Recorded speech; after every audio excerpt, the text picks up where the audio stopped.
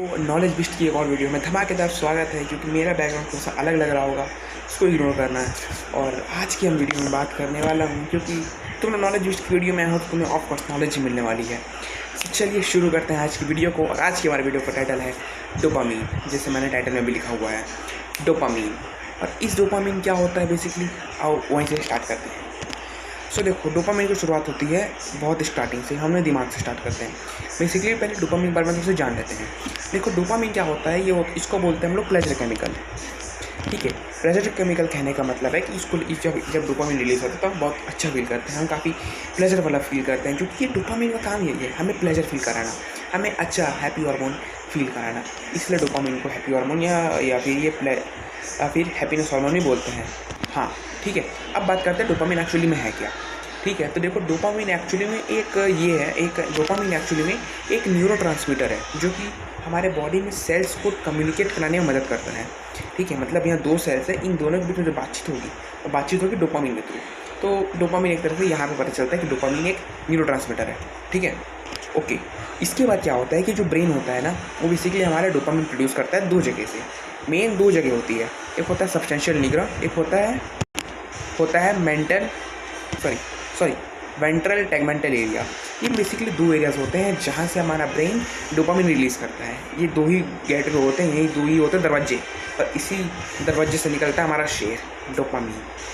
ठीक है, और ये दरवाज़ा ही खुलता है और बंद होता है हमारे डोपामिन रिलीज सिस्टम से। जब दरवाज़ा खुलेगा तभी डोपामिन रिलीज़ होगा, समझे।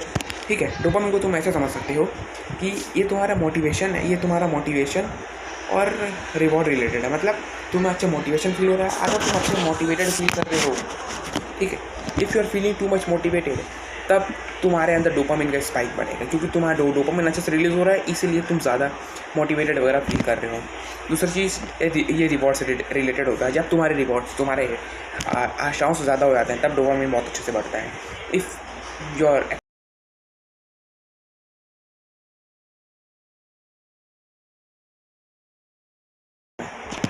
बेसिकली मैं ये कह रहा था जितनी तुम्हारी जितना तुम सोच रहे थे ना डोपामिन के बारे में, जितना तुम एक्साइटमेंट के बारे में सोच रहे थे, अगर उससे ज़्यादा तुम्हें एक्साइटमेंट होती है, इस सीन में तुम्हारा डोपामिन स्पाइक होता है, इसलिए तुम्हें और ज़्यादा अच्छा लगता है। क्योंकि डोपामिन जितना ज़्यादा डोपामिन रिलीज होगा, तुम्हें उतना ही ज़्यादा अच्छा लगेगा। ये डोपामिन का एक रूल है। ओके, सो जो डोपामिन है ना, वो सिर्फ एक ऑब्जेक्ट नहीं है, वो सिर्फ एक केमिकल नहीं है, वो सिर्फ एक न्यूरोट्रांसमीटर नहीं है, वो एक एक्सपीरियंस है। ये एक्सपीरियंस कब आता है, जब तुम कुछ थ्रिलर एंजॉय करते हो, हॉरर मूवी देखते हो, तब डोपामिन रिलीज़ होता है। हनी सिंह के जब तुम गाना सुनते हो, तब डोपामिन रिलीज़ होता है। जब तुम्हारी एक्सपेक्टेशन जब तुम्हारी एक्सपेक्टेशन हाई होती है और तुम्हारे एक्सपेक्टेशन के हिसाब से तुम्हारा रिजल्ट भी आता है उस पर्टिकुलर चीज़ में, तब डोपामिन हाई होता है, तब तुम्हारा डोपामिन स्पाइक होता है। और यही कारण है क्यों तुम्हें कभी किसी मोमेंट में काफ़ी अच्छा लगता है। यही कारण है तुम्हारा डोपामिन स्पाइक ही हमेशा होता रहता है। ओके ठीक है, तो देखो जो डोपामिन होता है ना, अब देखो डोपामिन कुछ मिथ्स भी होते हैं, कुछ रियलिटीज़ भी होती है। तो हम पहले कुछ चीज़ों के पहले इन दोनों से पहले कुछ छोटी मोटी चीज़ है, उसके बारे में बात कर लेते हैं। तो देखो जो डोपामिन होता है ना, वो खुद से कभी भी हैप्पीनेस क्रिएट नहीं करता। Dopamine never creates happiness bye its own. वो खुद से क्रिएट नहीं करता, बल्कि वो तुम्हें ऐसा फील करवाता है बस। ये सिर्फ वांटिंग और सीकिंग बिहेवियर ही तुम्हें फील करवाता है। ठीक है, एक्चुअल जो हैप्पीनेस होती है वो तुम्हें सेरोटोनिन और एंडोर्फिन वगैरह से आती है।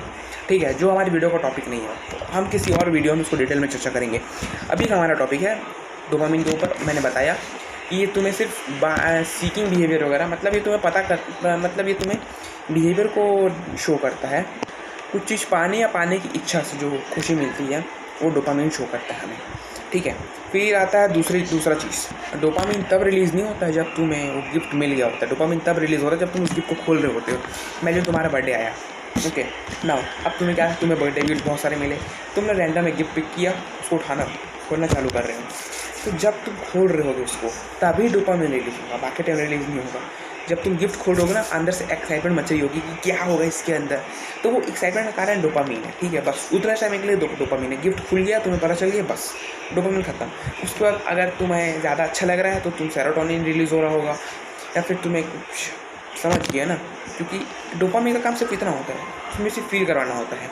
बाकी का जो हैप्पीनेस वाला काम संभालना होता है, वो सारा काम हमारे बाकी के हार्मोन्स करते हैं, जैसे सेरोटोनिन, ऑक्सीटोसिन या एंडोर्फिन्स। देखो अब डोपामिन क्या होता है ना, वो हमारे डेली लाइफ में काफ़ी सारी चीज़ें होती हैं, काफ़ी सारे इंसिडेंट्स होते हैं। जैसे हमें फ़ोन चेक करना है तो फ़ोन में क्या नया मैसेज आया होगा, इसके लिए डोपामिन रिलीज़ हो रहा है। तुम्हें अपना मेल्स चेक करना है, मेल्स में एक्साइटमेंट हो रही है, मैंने अपने फेवरेट क्रिएटर को मेल लिखा था, क्या मेल का रिप्लाई आया कि नहीं आया। ये सब डोपामिन का है और ये सब हमारे डेली लाइफ में होता रहता है। मतलब डेली लाइफ में डोपामिन काफ़ी सारा रिलीज़ होता रहता है, कम होता रहता है। ये सब इसकी बात होती है, ठीक है। तो डोपामिन का काम यही होता है कि उसमें तुम फ़ोन चेक कर रहे हो, फ़ोन में किसी का नया मैसेज आया होगा, क्या मैसेज आ सकता है, डोपामिन है। ईमेल चेक कर रहे हो, क्या सा ईमेल आया होगा, डोपामिन का खेल है। सब डोपामिन का खेल है। डेली लाइफ में डोपामिन काफ़ी यूज़ होता है, समझ रहे हो। ओके, एंड सेकंड थिंग ये है कि डोपामिन है ना, वो सिर्फ हमें इस तरह का एंटिसिपेशन नहीं देता, बल्कि वो हमें फोकस भी करवाता है, एनर्जी भी देता है कि हम अपना नॉर्मल काम भी कर रहे हैं। मतलब नॉर्मल काम को करने के लिए हमें मोटिवेशन या एनर्जी वो भी डोपामिन से मिलती है। तो डोपामिन को सिर्फ ये मत समझना कि उसे हमें हैप्पी फील कराता है, नहीं। डोपामिन हमें काम भी ईजी करवाता है, काम करने में हमें मदद भी करवाता है डोपामिन।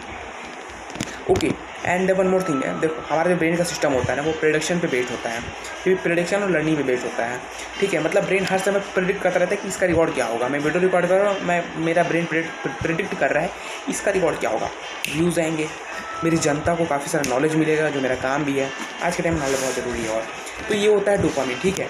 डोपामिन जब भी तुम्हें अनएक्सपेक्टेड रिवॉर्ड मिलता है ना, तुम्हारा डोपामिन बाहर के रिलीज होता है, बिल्कुल सिस्टम फाड़ के रिलीज होता है तुम्हारा डोपामिन, और फिर तुम्हें एडिक्शन बन जाता है। एडिक्शन तो नहीं बनेगा, पर इसको ब्रेन रिकॉर्ड कर रखता है कि हाँ भाई मैंने ये काम किया था तो इससे बड़ा मज़ा आया था, तो अगले दिन तुम्हें दोबारा काम तुम्हारा करने का मन करेगा। क्यों करेगा? क्योंकि तुम्हारा ब्रेन चाह रहा है। और यही एक्चुअली में होता भी है। तुम कोई एक काम करते हो ना और उसमें अनएक्सपेक्टेड रिवॉर्ड मिल जाता है, काफ़ी सारा डोपामिन एक साथ रिलीज होता है, जिसको तुम्हें करने में मज़ा भी आता है उस काम को। इसलिए तुम्हें काम दोबारा बार बार करने की इच्छा होती है, क्योंकि तुम एक बार उस काम को कर चुके हो। करने का मतलब तुम्हें वो काम दोबारा इसीलिए नहीं करना क्योंकि वो काम बस ऐसे ही था, तुम्हें मज़ा इसीलिए है क्योंकि तुम्हारा डोपामिन रिलीज हुआ था, वही तुम्हें चाहिए, वही तुम्हारे ब्रेन को चाहिए, ठीक है। अब आता है, देखो डोपामिन रिलीज़ होने का पाथवे क्या है। डोपामिन पता चल गया कैसे काम करता है, क्या क्या होता है, रिलीज़ कैसे होता है। बेसिकली ऐसे तो 4 पार्ट हैं, मतलब 4 पाथवे हैं, पर मैं इस वीडियो में तुम्हारे लिए 3 पाथवे बताऊंगा कि तुम कंफ्यूज ना हो जाओ, ठीक है। 3 में से पहला है मेसोलिम्बिक पाथवे, जो कि क्या करता है, मोटिवेशन और रिवॉर्ड सीकिंग बिहेवियर को एंटिसिपेट करता है, मतलब चालू करता है। जब ये पाथवे से आता है ना तुम्हारा डोपामिन, तभी तुम्हें मोटिवेशन और रिवॉर्ड वाली फील आती है कि हाँ तुम्हें रिवॉर्ड मिलता है, जो खुशी मिलती है ना, उस समय जो डोपामिन इसी मेसोलिम्बिक पाथवे से आया होता है। दूसरा चीज़ इसमें आता है मोटिवेशन या फिर रिवॉर्ड, जितना भी सीन है वो सब मेसोलिम्बिक पाथवे से आता है डोपामिन। दूसरा आता है मेसोकॉर्टिकल पाथवे। ये पाथवे क्या होता है, इसके अंदर जब इस पाथवे से तुम्हारा डोपामिन आता है, इसे तुम्हारे ब्रेन को एग्जीक्यूटिव सिग्नल पता चलता है कि हाँ ये टाइम है एक अच्छा डिसीजन लेने का, एक बड़ा डिसीजन लेने का। तुम्हें बीकॉम चाहिए, बीबीए चाहिए, बीकॉम ऑनर्स चाहिए, नॉर्मल बीकॉम चाहिए। इस टाइप के जो खतरनाक सिचुएशंस होती है, जो तुम कभी कभी डिलेमा में फंस जाते हो, कभी कभी तुम्हारा दिमाग फट जाता है, इतने सारे सिचुएशन में क्या करना है। इस टाइप के सीन में काम आता है मेसोकॉर्टिकल पाथवे। तुम्हारे डिसीजन मेकिंग में मदद करता है, वर्किंग मेमोरी मदद करता है, तुम्हें याद रखने में मदद करता है क्या करना है, और कोग्निटिव फ्लेक्सिबिलिटी भी बढ़ाता है। थर्ड आता है न्यूरोट्रांसमीटर पाथवेज, ठीक है। ये मदद करता है मोटर फंक्शन में, मतलब तुम्हारे बॉडी को हाथ पर चलाने में, मैं हाथ पर चला रहा हूँ उसमें मेरा मोटर एबिलिटी काम आ रहे हैं, मैं बोल रहा हूँ उसमें मेरे मोटर एबिलिटीज़ काम आ रहे हैं। तो इन सब चीज़ों में काम आता है अपना न्यूरोट्रांसमीटर पाथवे, ठीक है। अगर इसमें कमी आती इसमें अगर कमी आती तो होता है पार्किंसन डिजीज़। तुमने नाम सुना होगा भाई, इसके बारे में ज़्यादा डिटेल में तो बता नहीं सकता, बस इतना कह सकता हूँ कि जब ये डिजीज़ होता है ना, तुम्हारे ब्रेन में उसकी डोपामिन की कमी हो जाती है, तभी डिजीज़ होता है। और ये डिजीज़ में क्या होता है, डोपामिन रिलीज़ नहीं होता, और डोपामिन नहीं रिलीज़ होता है उसके नुकसान भी मैं कैप्शन में डाल दूँगा। अब देखो कभी कभी क्या होता है, कभी कभी डोपामिन में इशू आ जाते हैं कि कभी डोपामिन कम रिलीज़ होता है। इसमें बताऊँगा मैं, डोपामिन इम्बैलेंस भी हो जाता है कभी कभी, जब बहुत ज़्यादा रिलीज़ हो जाता है, कभी बहुत कम रिलीज़ हो जाता है। तो बहुत कम रिलीज़ होता है तो उसमें क्या होता है, उसमें आता है पहले न्यूरोलॉजिकल डिसऑर्डर पहला आता है पार्किंसन डिजीज, मैंने तुम्हें ऑलरेडी बता दिया था। दूसरा आता है रेस्टलेस लेग सिंड्रोम। इसमें क्या होता है, तुम्हारे पैर को ना, मतलब अर्ज होता है कि टहलने का, मतलब तुम शांति से बैठो ना, तुम बैठने का मन नहीं करेगा, तुम्हें पैर को हिलाने का मन करेगा, चलने का मन करेगा, क्योंकि तुम्हारी डोपामिन कम रिलीज़ हो रहा है। वो होता है, इसके पीछे काफ़ी सारे साइंटिफिक स्टडीज़ है, वो तुम देख लेना। पर हाँ, थोड़ा सा रिलीज़ ऐसे लगता है हमारे रिलैक्स में। उसके बाद कुछ मेंटल हेल्थ इश्यूज़ भी हो जाते हैं, जैसे ADHD। कभी ADHD मतलब एग्रेसिव डिसऑर्डर हाइपर एक्टिविटी, ऐसी कुछ तुम लोग गूगल मतलब देख लेना, गलत हो तो कमेंट्स में बता देना। ये भी हो जाता है। इसमें बंदा शांति से बैठ नहीं सकता, इसको भी कहीं ना कहीं मचलना है।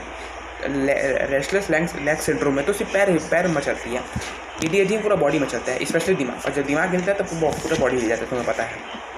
दूसरा आता है डिप्रेशन, इन सब तो सब वाकिफ है, सैयारा मूवी। उसको आता है सिजोफ्रेनिया, इसमें भी कुछ अजीब सा सिंड्रोम होता है भाई, मैंने तो नाम देख लिया था बस। और कुछ इसके अलावा भी अदर सिम्टम्स होते हैं, जैसे कि फटीग, ज़्यादा थक जाना, मोटिवेशन नहीं लग रहा है, तुम सो नहीं पा रहे ठीक से, मेमोरी कंसंट्रेशन प्रॉब्लम्स में गड़बड़ आ रही है। डोपामिन के ये भी कुछ नुकसान होते हैं। आप देखते हैं कभी कभी डोपामिन ज़्यादा यूज होता है, कभी कभी हाई डोपामिन रिलीज हो जाता है। तो उसमें क्या क्या होता है, पहले आते हैं साइकेट्रिक सिम्टम, मतलब दिमाग से रिलेटेड सिम्टम। इसमें क्या होता है, सिजोफ्रेनिया मतलब तुम्हें हेलुसिनेशंस होने लग जाते हैं, तुम्हें डेल्यूजन होने लग जाता है कि तुम्हें जो चीज़ नहीं है ना तुम्हें वो भी दिखने लग जाती है। क्यों? क्योंकि डोपामिन बहुत हाई है। फिर आता है मैनिया, ये भी दिमाग से रिलेटेड है कि तुम एक तरह से पागल हो गए, तुम्हारी सैनिटी बढ़ रखी है, उसको डाउन करना पड़ता है। फिर इससे हो जाता है एडिक्शन तुम्हें पता है हर चीज़ का एडिक्शन होता है, दारू का एडिक्शन, सिगरेट का एडिक्शन, और एक एडिक्शन और है, समझ जाओ। इसके बाद आता है कुछ बिहेवियरल चेंजेस, जैसे एग्रेसिवनेस, मतलब तुम बहुत ज़्यादा गुस्से वाले हो जाते हो, काफ़ी ज़्यादा रिस्क टेकिंग हो जाते हो, ज़रूरत से ज़्यादा रिस्क ले लेते हो, लेना कम चाहिए पर तुम ज़रूरत से ज़्यादा रिस्क ले रहे हो। फिर आता है पुअर इम्पल्स कंट्रोल, मतलब तुम एकदम रैम्बो जैसे देखे ना, कहीं पे भी घुस जाते हो, वैसा वाला सीन है तुम्हारे साथ। अब अभी डोपामिन में ये इरेगुलेशन आते क्यों, कभी डोपामिन एकदम कम, कभी डोपामिन एकदम ज़्यादा, ये मीडियम नहीं हो सकता क्या? तो मीडियम कब होगा इसकी बात आगे करेंगे। ये बिगड़ता क्यों पहले वो जान लेते हैं। ब्रेन में इंजरी हो जाती है तब हो जाता है, या फिर न्यूरो डिजनरेशन हो जाता है, जब तुम्हारे न्यूरॉन डेड हो जाते हैं तब ये सब काम होता है। ब्रेन में इंजरी हुई है तब काम होता है। पुअर डाइट, पुअर खाना पीना खा रहे हो, हर रोज़ तेल वगैरह खा रहे हो, घर का सुंदर पौष्टिक खाना नहीं खा रहे हो, तब ये सब सीन हो सकता है। और साथ में स्लीप डिप्रीवेशन, मतलब तुम ठीक से सो नहीं रहे हो, तुम्हारा सोना पीना कम हो जा रहा है, 7 से 8 घंटे की नींद चाहिए, तुम भाई 4 से 5 घंटे सो रहे हो, तो ये थोड़ा सा दिमाग में गड़बड़ी करता है और इस चक्कर में डोपामिन डिस्टर्बेंस हो जाता है। Last but not the least, अब डोपामिन को तुम ऑप्टिमाइज़ कैसे करना है, जो बिगड़ा हुआ डोपामिन है तो सही कैसे करना है। देखो, सही करने के लिए बहुत सारे तरीके हैं। तुम रेगुलर एक्सरसाइज कर सकते हो, अच्छे से सो सकते हो, डाइट क्लीन रखना, तुम्हें मेडिटेशन कर सकते हो, चेस खेल सकते हो, क्योंकि चेस भी बहुत अच्छा गेम है, देखा है ना, बेस्ट गेम है, माइंड के रिलैक्स हो जाता है। मेडिटेशन कर सकते हो, और तुम अच्छे गाने सुन सकते हो, और क्या है, धूप में घूम सकते हो। अच्छे गाने सुनने मतलब अच्छे गाने सुनना, दुखियारी गाने मत सुन लेना, ठीक है। और तुम अच्छे से धूप लो, अगर ठंडी का टाइम है तब तो धूप भाई तुम्हारे लिए वरदान है, धूप में घूमो, अच्छे से घूमो, कोई दिक्कत नहीं आएगी। और स्लीप, सोना तो अच्छा है, मैंने बता चुका था। अब आते हैं जो फूड जो खाओगे ना तुम, जो फूड में होना चाहिए, फूड आइटम में बेसिकली ट्रायोसिन होना चाहिए। ट्रायोसिन मतलब ये वही चीज़ है जिसके चक्कर में तुम्हारा डोपामिन सेल्स बढ़ते हैं दिमाग में। ये किस में मिलता है? ये मिलता है बादाम में, एग्स में, आलमंड्स, एग्स, इन सब में तुम्हें ट्रायोसिन मिल जाएगा। ट्रायोसिन वाले फूड खाना, ज़्यादा मत खा लेना वरना फिर डोपामिन बढ़ेगा, नॉर्मल खाना हल्का हल्का, तो डोपामिन मेंटेन रहेगा। फिर आता है एक छोटा सा टॉपिक, ज़्यादा बड़ा नहीं है, बस नाम बहुत वो बना कर कैसे इसको एक्सप्लेन कर देता हूँ।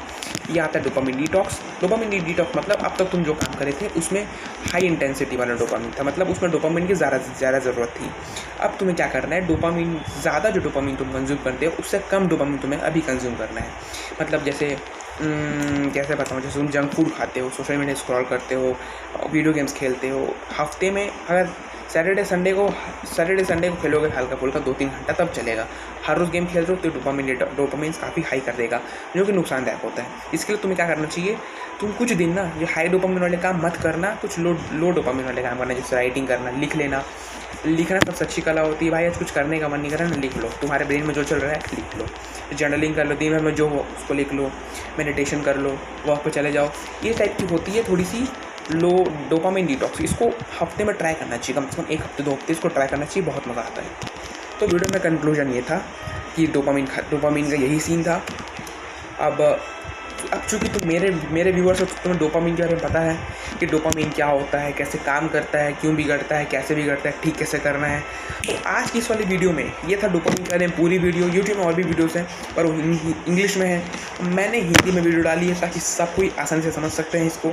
मैं चाहता था मैं भी इंग्लिश में डाल सकता था पर नहीं, मैं हूँ भाई देश का अच्छा नागरिक, मेरा काम है ज्ञान फैलाना, मेरा काम पैसे कमाना भी है, पर मेरे वीडियो से तुमको ज्ञान मिलता है, मेरी वीडियो से तुमको नॉलेज मिलता है, और वही मेरा मकसद है। ये विन विन सिचुएशन है, मेरी वीडियो से तुमको नॉलेज मिल रहा है और तुम्हारे एक वीडियो से मुझे पैसा मिल रहा है। तो क्यों ना हम दोनों साथ में हाथ मिला ले और मेरे को सब्सक्राइब कर लो, ताकि इस टाइप की खतरनाक और धाकड़ में तुमसे मिस ना हो जाए। मिलते हैं कभी और अगली वीडियो में, अगले हफ्ते इसी दिन एक और ख़तरनाक धमाकेदार वीडियो डालता हूँ। तब तक लिए बाय।